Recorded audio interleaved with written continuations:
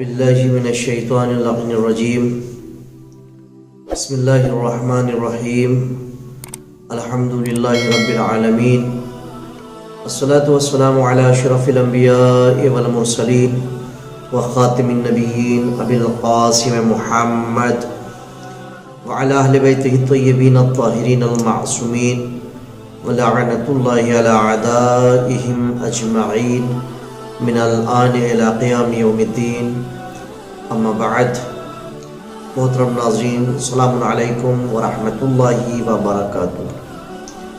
ایک بار پھر آپ حضرات کی خدمت بابرکت میں حقوق اولاد اور ہدایات معصومین علیہ السلام، ارشادات معصومین علیہ السلام لے کر حاضر ہوا ہوں. اور ابھی تک جو ہماری گفتگو ہوئی جس میں 35 ایپیسوڈز ہم کر چکے ہیں. آج ایپیسوڈ نمبر 36 ہے، جس میں ہم اولاد کی تربیت کے حوالے سے اور ان کے حقوق کے حوالے سے گفتگو کر رہے ہیں. بہت سارے نوجوان کے کوشچنس آتے ہیں، ان کے سوالات آتے ہیں اور ان کی بہت سارے اعتراضات ہوتے ہیں اپنے پیرنٹس کی طرف سے، اپنے والدین کی طرف سے. چونکہ وہ جو چیز چاہتے ہیں وہ والدین دیتے نہیں ہیں، اور اس کے بعد پھر والدین چاہتے ہیں کہ جو وہ چاہیں اولاد دے دے، تو ایسا پاسبل نہیں ہے.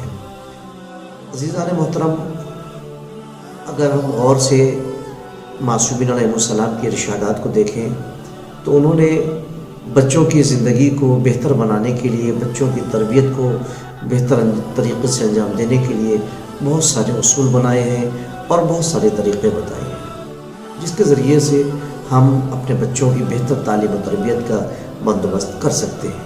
اس کے ذمہ دار والدین ہیں اور یہ کام والدین کو ہی کرنا ہے، کسی باہر والے شخص کو یہ کام نہیں کرنا ہے. ہم نے جو ابھی تک گفتگو کی ہے اس میں ایک چیز ہے بچوں کو شوق دلانا، یعنی بچوں کو کسی بھی چیز کے لیے شوق دلانا، ان کو ترغیب دینا تاکہ وہ شوق سے کام کریں. بہت ساری چیزیں ہیں، ان میں سے ایک چیز ہے شوق دلانا ہے. زندگی کو بہتر بنانے والی چیزوں میں سے ایک چیز ہے تشویق دینا، اچھی باتوں کا شوق دلانا. ہم اسلامی اور بچوں کی بہترین تربیت کا ایک حصہ ہے شوق دلانا، تشویق دینا. بچے تحسین کرنے اور شوق دلانے سے بہت لطف اندوز ہوتے ہیں، اور یہ بچوں کے فطری میلانات میں سے ہے، جس سے بہترین طریقے سے بچوں کو قیمتی افعال اور خدمات سکھانے کے لیے استفادہ کرنا چاہیے. ہم چاہتے ہیں کہ بہت اچھی چیزیں ہمارے بچے سیکھیں، تو ہم اپنے بچوں کو تشویق دلائیں، ہم اپنے بچوں کو شوق دلائیں. تشویق کی ہمیشہ ضرورت ہے. زندگی کے کوئی ایسا شعبہ نہیں ہے، کوئی ایسا موڑ نہیں ہے جب اس کو تشویق کی ضرورت نہ ہو. انسان کو ہمیشہ تشویق کی ضرورت ہوتی ہے. یہ خیال غلط ہے کہ جب بچے بڑے ہو گئے تو اب انہیں کس طرح کی تشویق کی ضرورت، کسی طرح کی تشویق کی ضرورت نہیں ہے. یہ غلط خیال ہے. بلکہ سچی بات تو یہ ہے کہ انبیاء، اولیاء اور بزرگان دین اور برگزیدگان الہی کے علاوہ وہ تمام افراد زندگی کے تمام مراحل وہ ادوار میں تشویق اور عزت افزائی کے محتاج ہیں. یعنی زندگی کے ہر دور میں تمام ادوار میں تشویق کے محتاج ہیں، عزت افزائی کے محتاج ہیں. جتنا زیادہ ہم عزت افزائی کریں گے بچوں کی، اتنا زیادہ ان کی صلاحیتیں ابھر کر آئیں گی. یعنی صلاحیتوں کو ابھارنے کے بہت سے طریقوں میں سے ایک طریقہ ہے عزت افزائی کرنا اور تشویق دلانا، شوق دینا.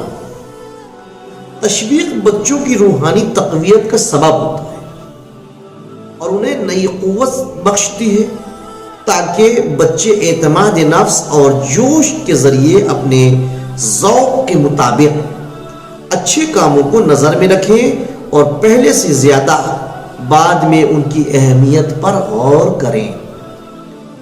تشویق بچوں کی اندرونی استعداد کو بڑھاتی ہے، یعنی ان کی صلاحیتوں کو بڑھاتی ہے، ان کی استعداد کو بڑھاتی ہے اور ان میں پھول کھلاتی ہے. اور ان کے درمیان سے نا امیدی اور بدبینی کی کیفیت کو دور کرتی ہے۔ بہت سے ایسے افراد ملتے ہیں جو نا امید نظر آتے ہیں، بہت سے ایسے نوجوان ملتے ہیں جو نا امید نظر آتے ہیں، لیکن اگر ان کو تشویق دلایا جانے لگے تو ان کی نا امیدی امید میں بدل سکتی ہے۔ تشویق کے پرتوں میں بچہ یہ جان لیتا ہے کہ وہ اپنی مشکلات اور سختیوں کو خود ہموار کرے گا تاکہ اپنے مقصد کے حصول کے پیچھے پڑے، اور مسلسل تشویق بچے کی ہمیشہ کی خدمات کو پروان چڑھانے کا کام انجام دیتی ہے۔ یہ ہے تشویق کا فائدہ۔ ماں باپ، مربیوں اور دوسروں کے ذریعے سے بچوں کی تشویق باعث ہوتی ہے کہ بچے انہیں اچھی اور خوشی کی نظر سے دیکھیں، احترام کی نظر سے دیکھیں، محبت کی نظر سے دیکھیں، اور ان افراد کو اپنا سچا دوست جانیں جو تشویق دلاتے ہیں اور حقیقی ہم و دم سمجھیں، اور یہ جذبہ خود بھی اپنے اندر بہت سے فوائد رکھتا ہے۔ ایک برمحل اور حکیمانہ سادی تشویق ممکن ہے کہ بچے کی رفتار زندگی کو بدل دے اور اسے بدکاریوں اور انحرافات سے نجات دلا دے، یعنی بدکاریوں سے بھی بچانے کا ایک ذریعہ تشویق دلانا ہے۔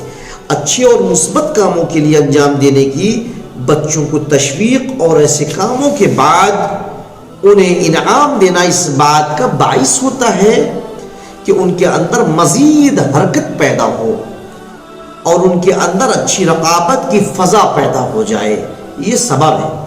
اس کے برعکس جو بچے کسی طرح کی ترغیب اور تشویق نہیں پاتے وہ زیادہ تر روحانی شکست سے دوچار ہوتے ہیں، روحانی طور پر وہ شکست کھا چکے ہوتے ہیں، پھر وہ ترقی نہیں کر سکتے۔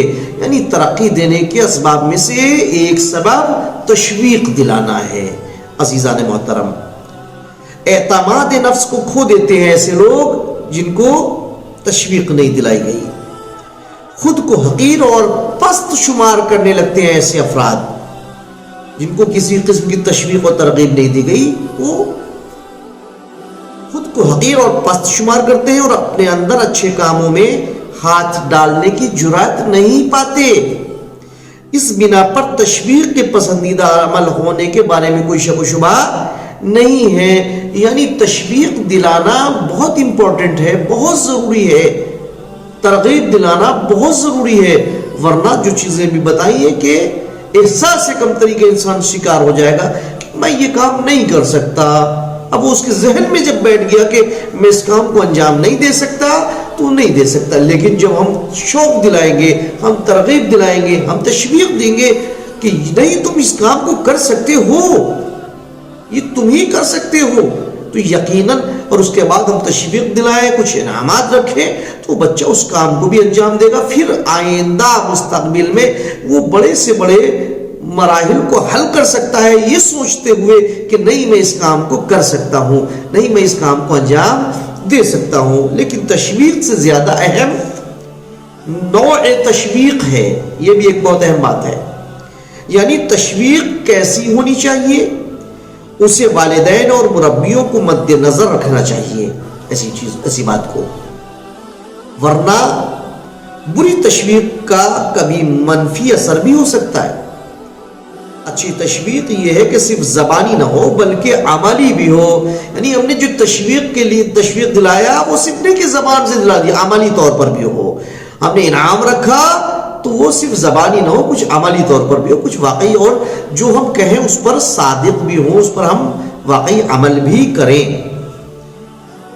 ایک ہی جگہ پتھر یا جڑ کی طرح جم نہ جائے اور سرگرمی سے بدل نہ جائے، بلکہ بہت باریکی کے ساتھ مثبت رفتار کی ایجاد و تقویت کے لیے استعمال کی جائے، اور بچے جان لیں کہ انہیں کوئی تشویق دی جا رہی ہے اور کیوں تشویق دی جا رہی ہے۔ یہ دونوں چیزیں وہ یہ سمجھے کہ ہاں تشویق دی گئی ہے، اور کیوں دی گئی ہے اس کا ریزن بھی وہ جانے، اس کا سبب بھی وہ جانے، اور وہ کیا کریں کہ انہیں تشویق کی جائے، یہ بھی ایک اہم چیز ہے۔ اس طرح اچھی تشویق یہ ہے کہ لوگوں کے سامنے مجمع میں کی جائے، صرف پوشیدہ طور سے تنہائی میں نہ کریں۔ یعنی ہم تنہائی کے ساتھ ساتھ ہم مجمع عام میں بھی تشویق کریں، مجمع عام میں بھی ہم اس کی تعریف کریں، ہم اس کی عزت افزائی کریں۔ عزیزان محترم، اب ہم کل کی گفتگو میں دیکھیں گے کہ خداوند عالم کی نزدیک اور ائمہ اہل بیت اطہار علیہ السلام اور پیغمبر اکرم صلی اللہ علیہ وآلہ وسلم کے نزدیک تشویق دلانا کیسا ہے اور انہوں نے کس طریقے سے تشویق دلایا ہے۔